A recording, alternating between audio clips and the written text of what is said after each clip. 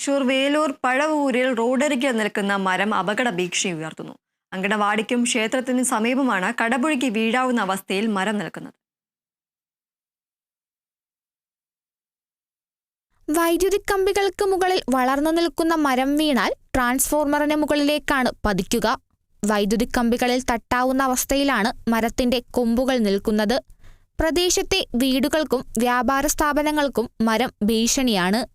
മരം മുറിച്ചു നീക്കണമെന്നാവശ്യപ്പെട്ട് പ്രദേശവാസിയായ വാര്യങ്ങാട്ടിൽ മുരളീധരൻ, ഗോപാലകൃഷ്ണൻ എന്നിവർ വേലൂർ പഞ്ചായത്തിൽ അപേക്ഷ നൽകിയിട്ടുണ്ടെങ്കിലും നടപടിയുണ്ടായില്ല.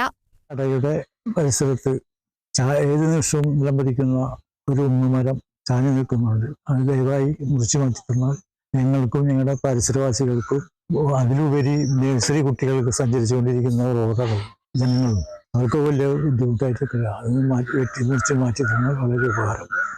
ഇതിന്റെ അടുത്ത ആൾക്കാർ കൂടിയിരിക്കുന്നുണ്ട്. ഈ ഉങ്ങിന്റെ ഈ മരം ഏത് സമയത്തും നിലപ്പതിക്കാം. ഇത് ഞാൻ വേലൂർ പഞ്ചായത്തിൽ പോയിട്ട് നമ്മൾ അതിന് പരാതി കൊടുത്ത് അതിന്റെ കടലാസ് ഒരു കോപ്പി തന്നിട്ടുണ്ട്. അതിന്റെ എന്നിട്ട് ഇതുവരെ ഒരു മാസമായി, ഇതുവരെ അതിന്റെ ഇതൊന്നും ചെയ്തിട്ടില്ല.